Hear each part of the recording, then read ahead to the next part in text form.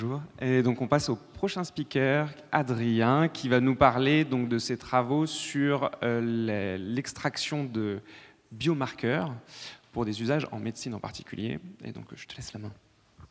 Merci. Bonjour à tous. Je m'appelle Adrien.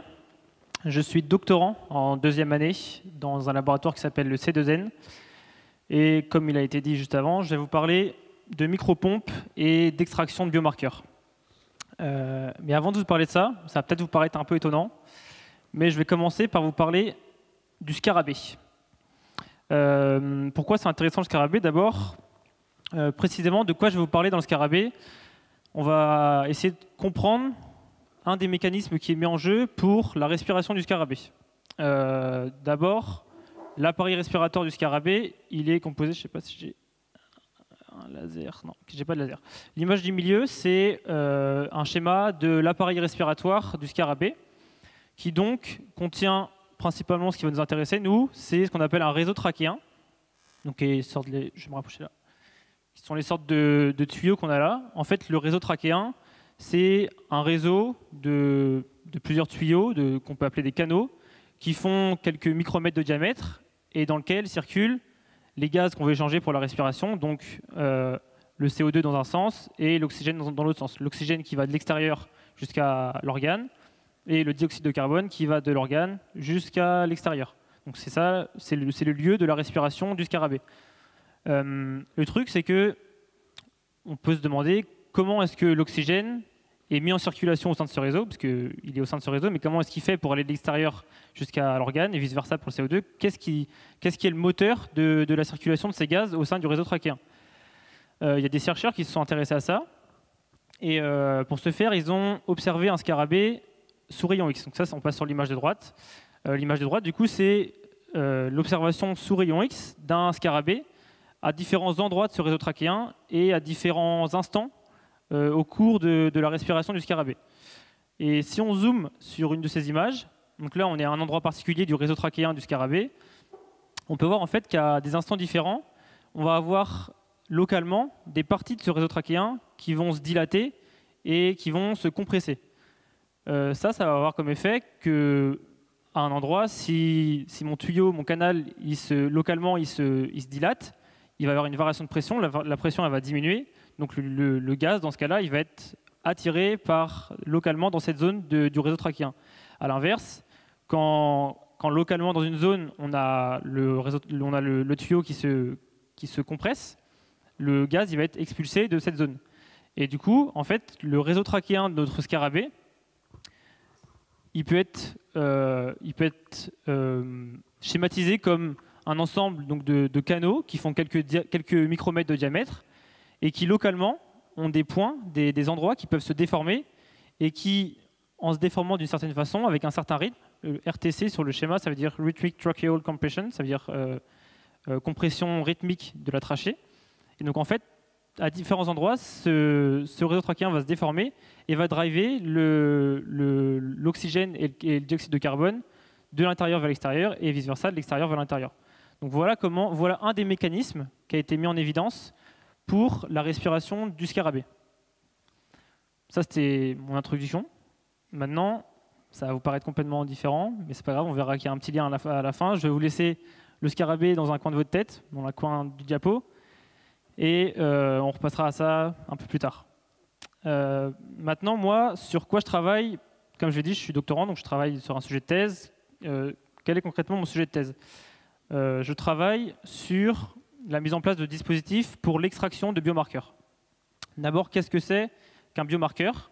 Un biomarqueur, c'est une espèce, une molécule chimique, une protéine, un brin d'ADN particulier, ce genre de choses, qui sont présents dans nos liquides biologiques, donc par exemple la sueur, le sang, l'urine, donc qui sont présents ou pas dans nos liquides biologiques, et dont la présence justement en plus ou moins grande quantité atteste de l'état de santé, de notre état de santé. Par exemple, si on a des biomarqueurs du rhume, ça veut dire qu'on est enrhumé. Si on a des biomarqueurs du Covid, comme ça a été le cas pendant un moment, ça veut dire qu'on a le Covid. Ça nous permet aussi de suivre l'efficacité d'un traitement biologique, voir si les biomarqueurs diminuent, ça veut dire qu'un traitement est efficace. Ça nous permet aussi de suivre l'état dans lequel on est. Par exemple, un état de stress va sécréter des biomarqueurs et donc on pourra savoir si une personne est en état de stress ou pas en suivant ces biomarqueurs. Donc quantifier, détecter et travailler sur ces biomarqueurs, c'est un enjeu particulier. Nous, notre rôle, en tant que équipe de recherche, c'est d'imaginer des dispositifs qui permettent d'extraire ces biomarqueurs de nos liquides biologiques. Donc moi, c'est sur ça que je travaille, c'est de fabriquer des dispositifs qui permettent d'extraire ces biomarqueurs de liquides biologiques. Et très concrètement, l'objectif de mon sujet de thèse, c'est à la fin d'arriver à un patch épidermique, donc que je mettrai sur la peau, qui fasse quelques centimètres carrés de surface et qui permette de collecter de la sueur et d'y extraire les biomarqueurs que je veux étudier. Donc pour ça, on a imaginé un dispositif qui est composé de 3 éléments particulier. Le premier élément, c'est l'utilisation de la microfluidique. Je ne sais pas si vous avez déjà entendu parler de la microfluidique. La microfluidique, concrètement, c'est un domaine scientifique dans lequel on fait circuler des liquides ou des gaz dans des tuyaux. Donc là, c'est un schéma d'un tuyau. En fait, on n'appelle pas ça un tuyau, on appelle ça un canal ou un microcanal, parce que c'est de la taille micrométrique. Donc, comme je l'ai dit, on fait circuler des liquides ou des gaz dans des canaux qui font quelques micromètres de hauteur et de largeur. L'intérêt de la microfluidique, c'est que en faisant ça, d'abord, on réduit les tailles. Donc, du coup, on réduit le volume d'échantillons dont on a besoin. Par exemple, moi, si je travaille sur la sueur, j'ai besoin de prélever moins de sueur.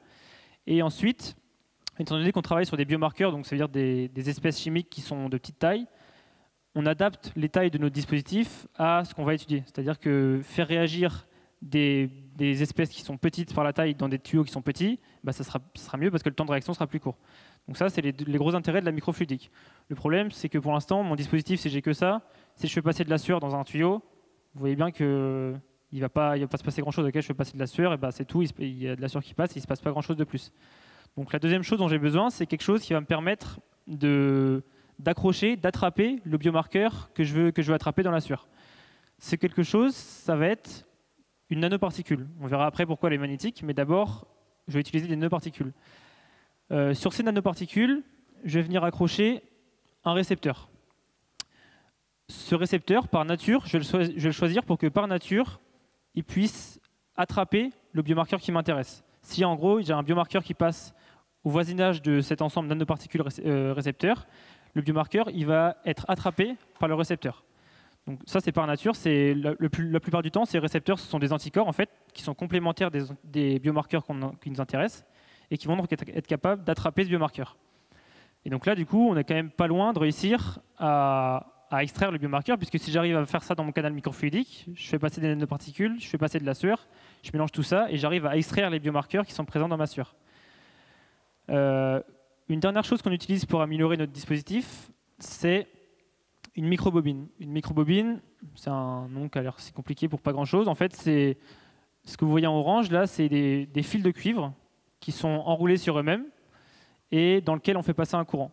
Ce qui va se passer, c'est que quand on fait passer un courant dans un fil de cuivre qui est enroulé sur lui-même, on va générer un champ magnétique. Donc en fait, la microbobine, qui a un fil de cuivre, quand on y fait passer un courant, va se comporter comme un aimant. C'est-à-dire que ça va générer un champ magnétique, ça va être un aimant. Donc ce que je vais faire, moi, c'est que cette microbobine, je vais venir la placer sous mon canal microfluidique. Ensuite, je vais injecter mes nanoparticules, donc je vais faire circuler une solution liquide qui contient des nanoparticules, et en même temps, je vais activer ma microbobine. Donc je vais générer un champ magnétique. Du coup, la nanoparticule, elle va être bloquée à un endroit du canal qui m'intéresse, qui est une chambre de réaction, elle va être immobilisée à cet endroit-là.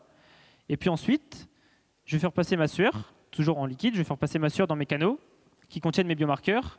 Et du coup, mes biomarqueurs, quand ils vont arriver au voisinage de ma nanoparticule qui contient le récepteur, ils vont être attrapés par ma nanoparticule. Ça va agir en fait un peu comme un filtre à biomarqueurs. Donc ça, c'est les dispositifs qu'on fabrique, qui font quelques centimètres de surface et qui font quelques centimètres d'épaisseur. Donc qui sont des tout petits dispositifs qui permettent, ce que je vous ai dit au début, c'est-à-dire extraire des biomarqueurs de liquide biologique. Le problème, c'est que je vous ai dit aussi au début que moi, l'intérêt, ce que je voulais faire, c'était un patch. Faire un patch, c'est-à-dire le mettre sur quelqu'un, sur un patient, et voir l'état de santé du patient en continu. Actuellement, pour faire ce genre de choses, ce genre de fonction, la manip qu'on utilise, elle ressemble à ça. où là, j'ai le dispositif que je viens de vous montrer, il est là, retourné. Et tout le reste, c'est tout l'équipement dont on a besoin pour faire marcher ce petit dispositif qui est petit, mais qui a besoin de beaucoup d'équipement pour fonctionner. Du coup, nous, il faut quand même qu'on réussisse, qu'on imagine une nouvelle solution pour diminuer la taille de cette manip. Et l'une des premières choses, c'est de réussir à générer de la circulation de liquide, à faire en sorte que la solution qui contient les nanoparticules, la sueur et tout ça soit intégré directement dans le dispositif. Donc c'est la question qu'on se pose, comment on peut intégrer la circulation de liquide dans des tuyaux, des canaux qui font quelques micromètres de diamètre. Et là, ça vous fait peut-être penser à quelque chose dont on a parlé il y a 10 minutes, donc normalement ça devrait encore être frais, c'est mon petit scarabée. Mon petit scarabée, c'est un insecte du coup, qui fait quelques centimètres et dans lequel on trouve des tuyaux, un réseau trachéen, des tuyaux qui font quelques micromètres de diamètre et dans lequel on a la circulation de gaz, mais donc qui sont un peu identiques à des liquides. Donc, du coup, on s'est inspiré de ça et on s'est dit, mon circuit fluidique, je vais le modifier, je vais y ajouter cette partie-là qu'on appelle la chambre de pompage et une membrane au-dessus qui peut se déformer.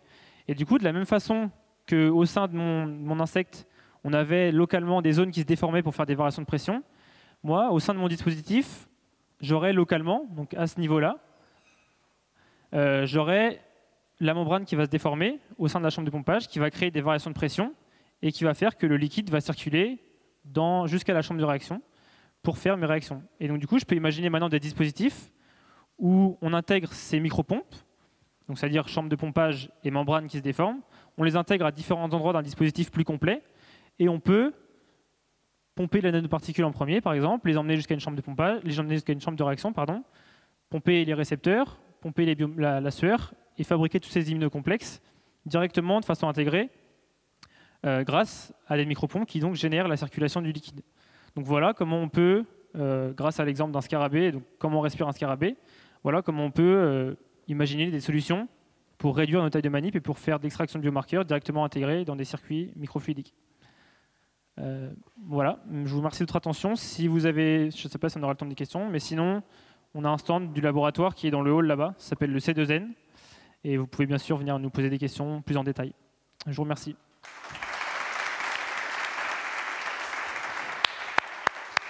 Je ne sais pas s'il marche, si, parfait. Merci beaucoup. Est-ce qu'il y avait des questions? Est-ce qu'il y a des questions? Ouais. Bonjour et merci beaucoup pour votre présentation. Une petite question comme ça, je suis complètement néophyte, mais comment on fait pour accrocher un anticorps sur quelque chose de métallique? De métallique? Oui, votre sphère en fait, ouais. là, que vous avez identifiée. Alors en fait, mes nanoparticules, c'est comme vous dites, c'est des nanoparticules métalliques, c'est de l'oxyde de fer. Mais en fait, on vient les fonctionnaliser en surface en mettant, on va parler des gros mots, mais en mettant des groupes carboxyles, des liaisons COH. Et c'est grâce à ces groupes carboxyles qu'on peut après greffer des anticorps. Voilà. Ouais, je vois qu'il y a 2 autres questions.